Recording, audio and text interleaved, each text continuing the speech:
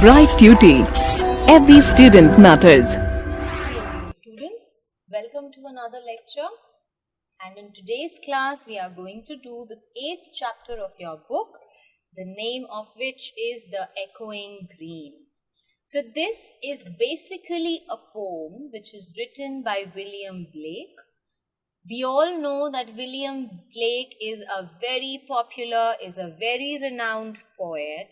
He's not only a poet but was also a painter, he was a printmaker, and obviously in the history of poetry, he is a name which every one of us would have heard of.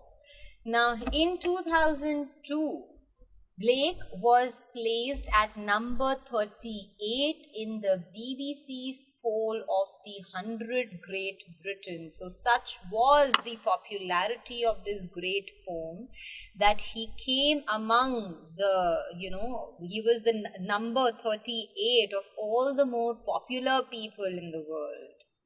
So now this poem, that The Echoing Green, is again a very, very simple poem. Yet it has a deep message that is being conveyed by it. The poem talks about the fact that when we enter the world, when we come to the world, we enjoy it. It talks about life and it talks about death.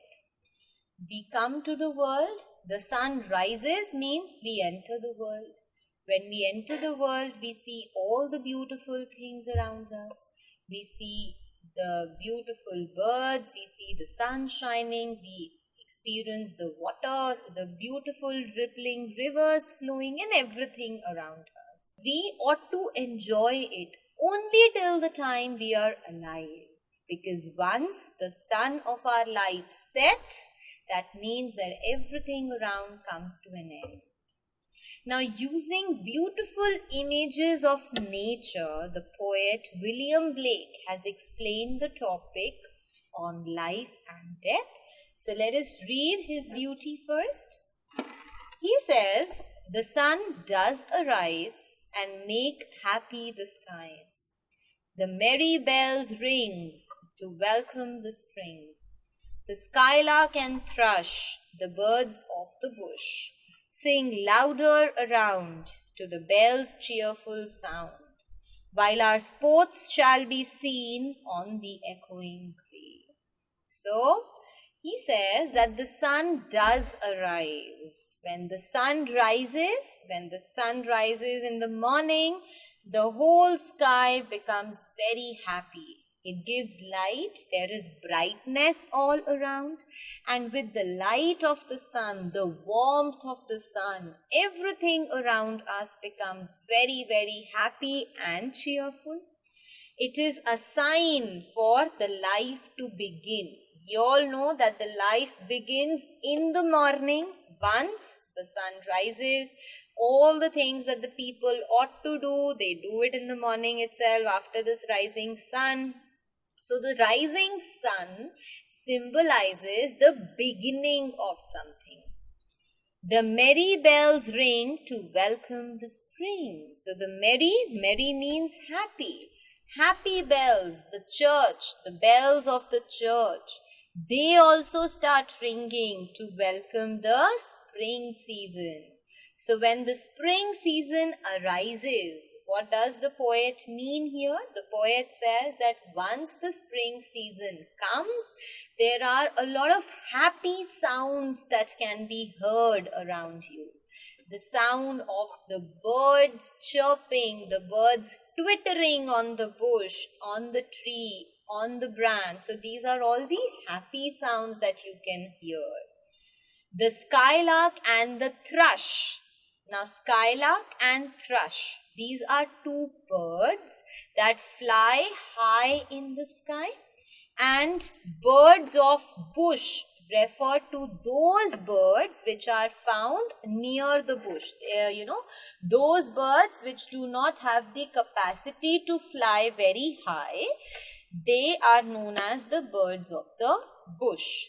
So the poet says that birds of all kinds, be it a skylark or a thrush that can be seen high in the sky, or those birds which are there very much near the bush, which are found on the earth. Every kind of a bird can be seen and they can be heard. Sing louder around to the bell's cheerful sound. So he says that all the happy sounds can be heard. The birds also can be seen singing all around you. While our sports shall be seen on the echoing green.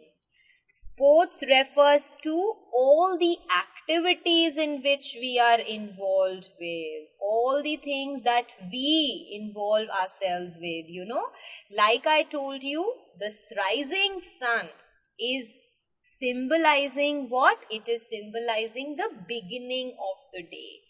Whatever work we do, going to the fields, going to the school, working in the kitchen, all these things refer to the sports, all the activities that we involve ourselves into are seen on the echoing green.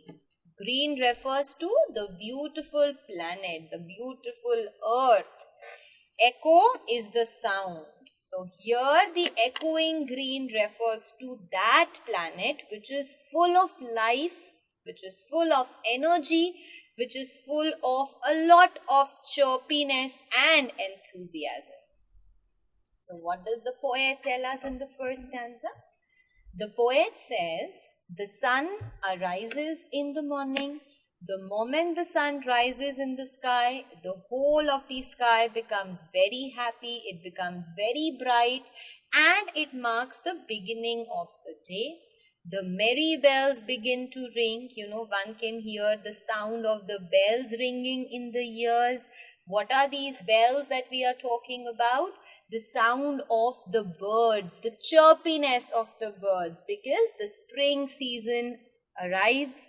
When the spring season arrives, obviously different kinds of birds can be seen around you, singing and twittering and hopping about. All the activities, all the things that the human wants himself to be involved with can be seen around. People get themselves involved in a lot of activities, and obviously the whole planet becomes lively, it becomes very chirpy. Old John with white hair does laugh away care, sitting under the oak among the old folk. They laugh at our play, and soon they all say, such were the joys when we all, girls and boys, in our youth time were seen on the echoing green. So, the poet talks about old John. So the poet talks about a man who has now become old. He has white hair and he laughs away the care. Care means worries.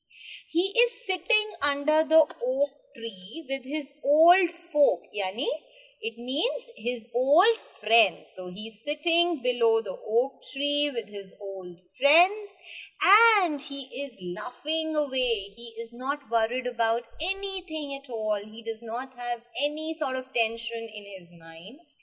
They laugh at our play. Our means the kids. They see the children playing around them. They are enjoying that.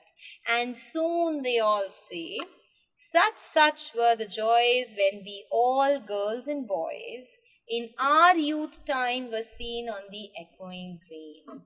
And these old people, the poet says that these old people, when they sit in the park, when they see the young kids playing and laughing and dancing around, what do they say? What do they talk about? They say that such were the joys.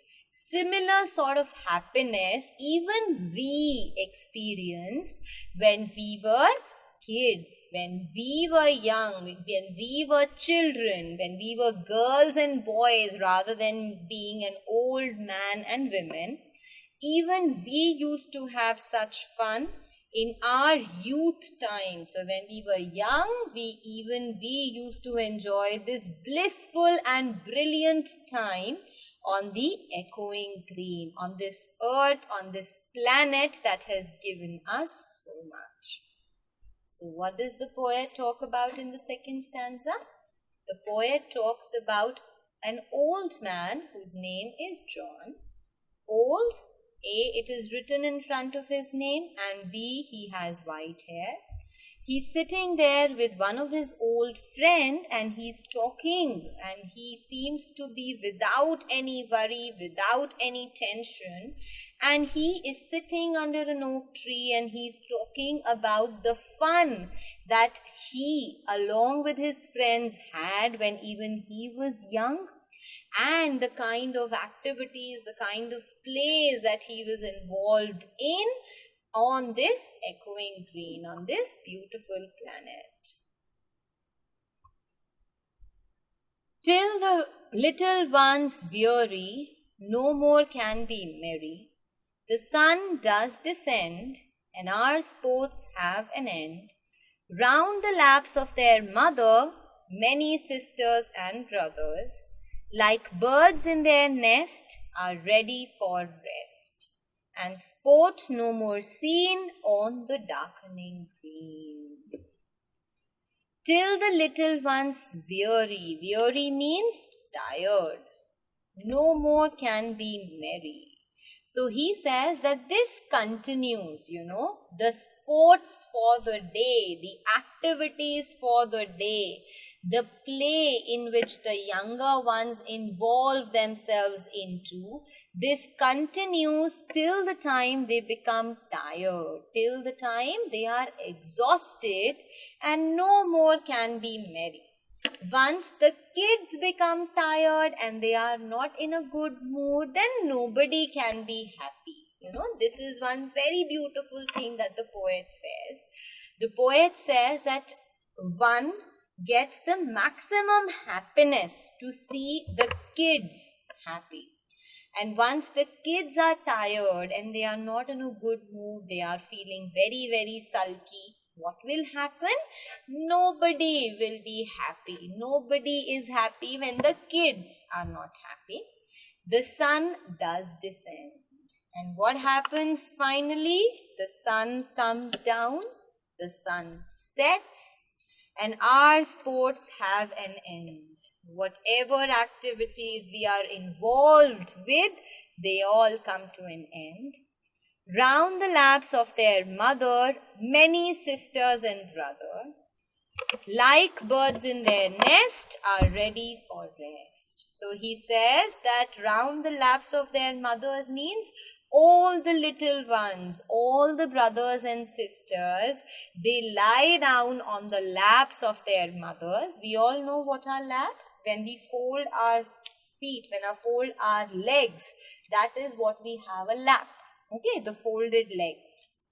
So, when the day comes to an end, the little ones, all the brothers and sisters, they just lie down on the laps of their mothers, just like the birds return back to their nest and are ready for rest. So, everything, every activity in the planet, on this echoing green comes to an end.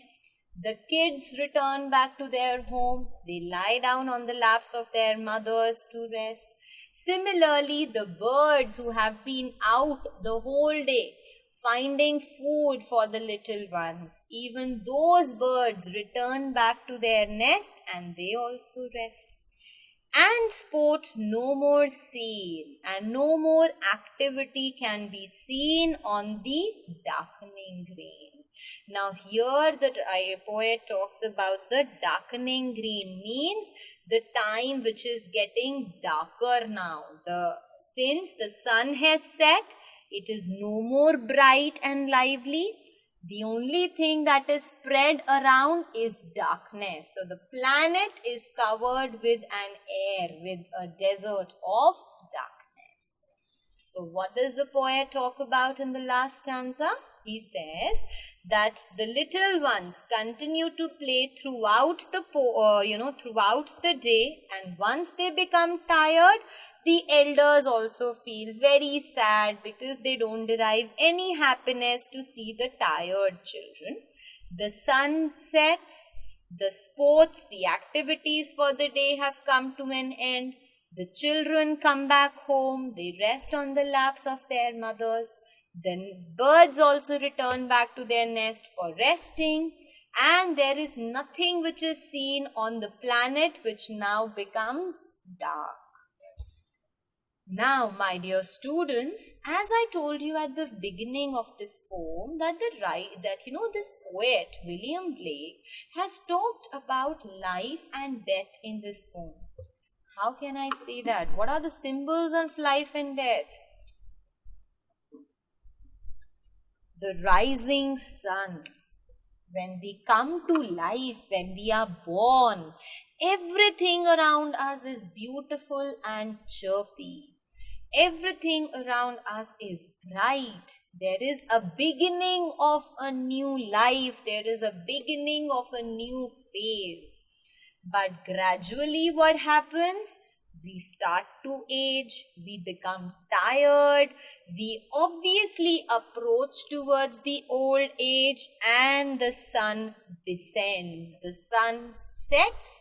That means our life comes to an end and our sports have an end. Our sports means whatever things we did when we were alive, they all have come to an end finally.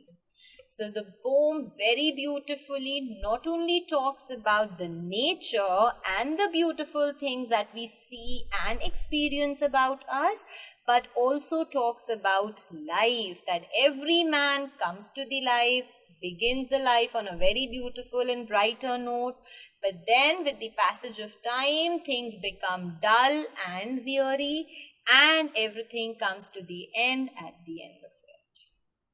Okay, my dear students.